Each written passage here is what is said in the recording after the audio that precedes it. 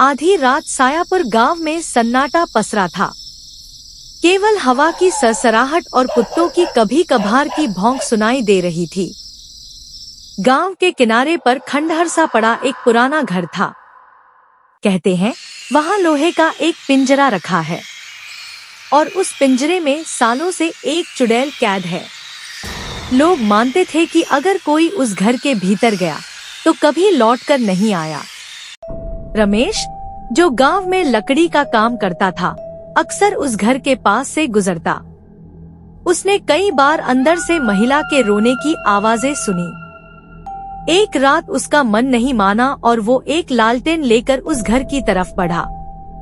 जैसे ही उसने टूटा हुआ दरवाजा खोला, धूल उड़ती हुई उसके चेहरे पर आ गिरी।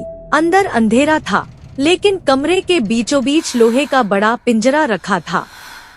उसमें कोई हल्की हलचल हो रही थी। रमेश ने पास जाकर देखा। पिंजरे में एक औरत बैठी थी। सफेद साड़ी, झुलसी हुई काली त्वचा और लंबे काले बाल जो उसके चेहरे को पूरी तरह ढके हुए थे। वो धीरे धीरे झूले की तरह हिल रही थी। अचानक उसके बालों के बीच से एक लाल चमकती आंख बाहर आई। रमेश का दिल जोर से धड़कने लगा। उसने पीछे हटने की कोशिश की, लेकिन पिंजरे की जंजीरें खड़खड़ाई, जैसे किसी ने उसे हिलाया हो। अगले दिन गांव के बुजुर्ग ने रमेश को चेतावनी दी, वो चुड़ैल कोई और नहीं, मीना है। 100 साल पहले उसी घर में उसकी हत्या हुई थी और उसकी आत्मा को इसी पिंजरे में बंद कर दिया गया था। अगर पिंजरा टूटा तो पूरा गांव तबाह हो जाएगा। रमेश डर गया, मगर रात को फिर वही रोने की आवाज आने लगी। इस बार आवाज और तेज थी, जैसे चुड़ैल खुद उसे पुकार रही हो। रमेश ने हिम्मत करके फिर घर का रुख किया। इस बार उसने देखा, पिंजरे के पास जमीन पर खून से बने निशान थे, जैसे किसी ने उंगलियों से घसीटते हुए लिखा हो, मुझे बाहर निकालो। छत से टूटी हुई गुड़िया लटक रही थी और कोनों में खून से भरे कटोरे रखे थे। हर कटोरे में चूड़ियां और हड्डियां तैर रही थी। अचानक कमरे का दरवाजा खुद ब खुद बंद हो गया।